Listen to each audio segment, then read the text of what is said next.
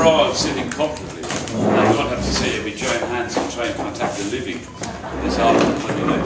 Welcome to the 14th On the Nail reading organised by the Limerick Writers' Centre, and the first such event in 2011. And I have to, as I was reminded to remind myself that today is the last day of Christmas. And think of the distaff side, my friend.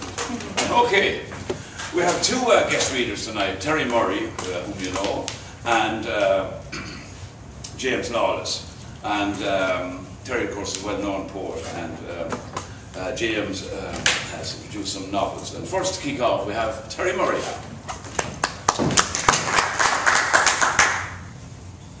Since it's this time of the year again, I read my Bloody Sunday poem. This is in memory of my father, and it's in 8 parts because Thomas Kinsella published The Butcher's Dozen in 1972, and I suppose I was always taken for that poem. I bought it for 10p on the street when it was sold in pamphlet form. So this is Bloody Sunday. It's one poem, but it's in 8 parts. Peace finally goaded and exploded the hatreds, decency thwarted by poverty and fear. I learned about the poetry of outrage when Kinsella published The Butcher's Dozen, that April of my 15th year.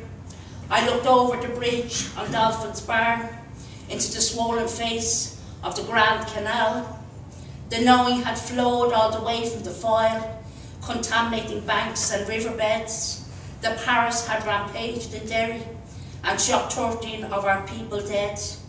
My father remembered as a boy men stomping from Inchicore, down Kilmainham and Rialto, converging here from the south circular floor.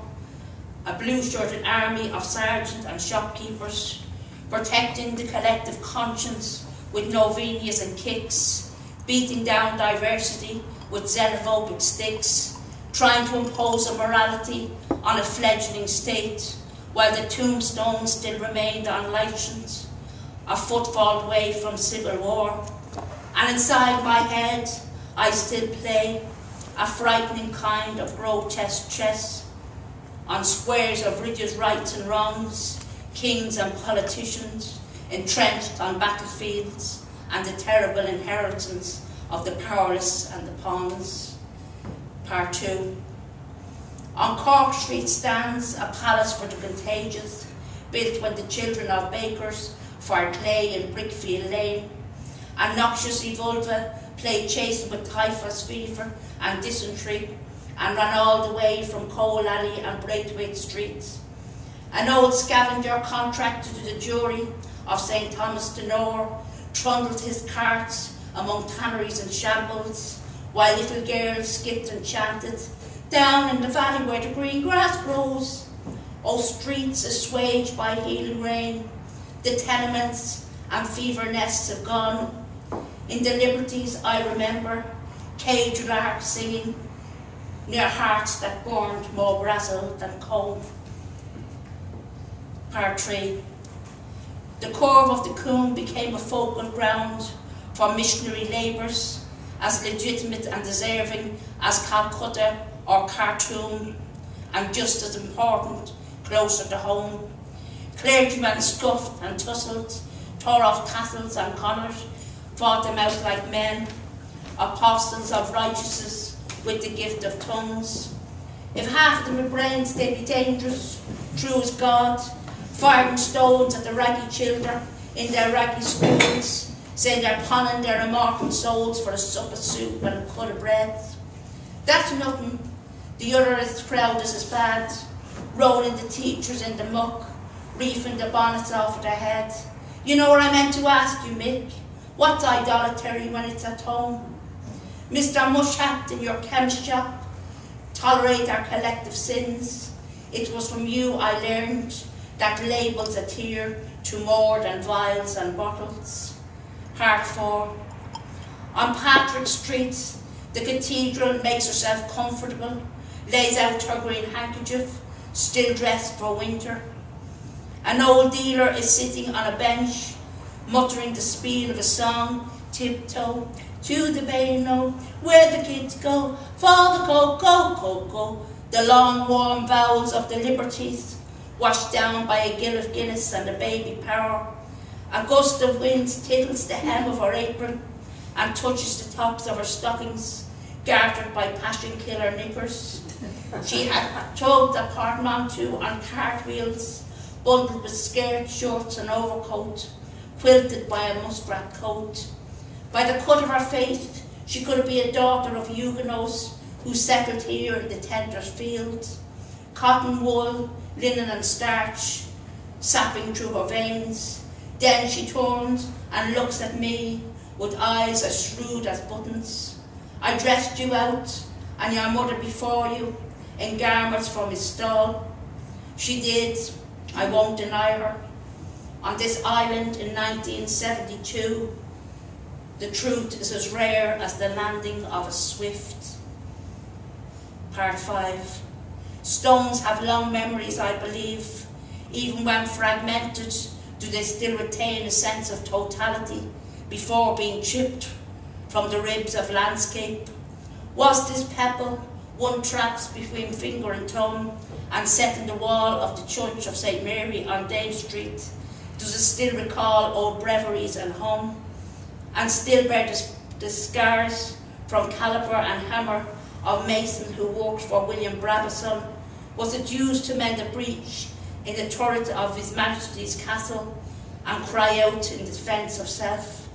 Or did it soften with pride when chosen for a cornice or a corner quilt by Sproul architect to embellish his plain Georgian facade, or absorb the nuances of politeness and use it still?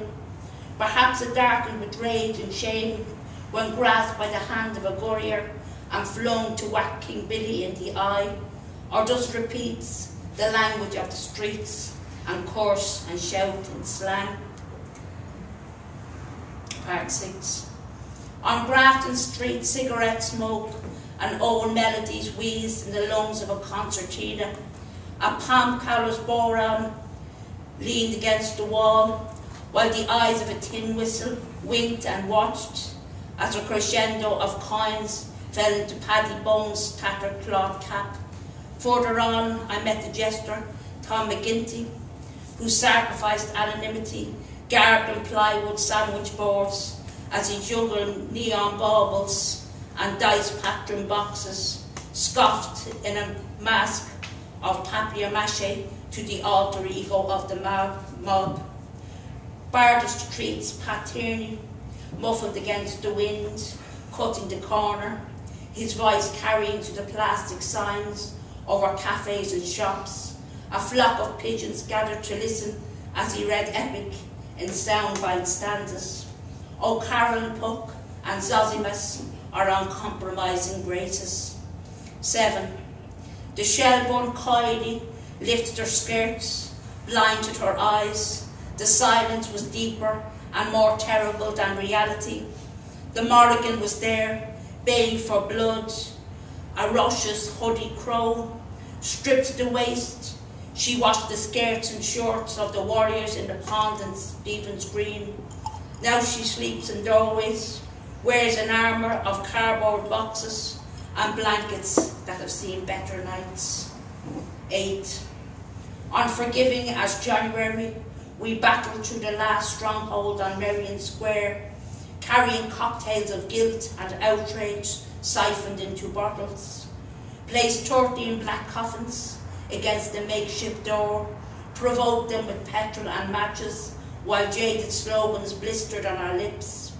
A young man clutched a flag on a balcony while the building below him burned, and watched with the crowd the final implosion of the House of Diplomacy.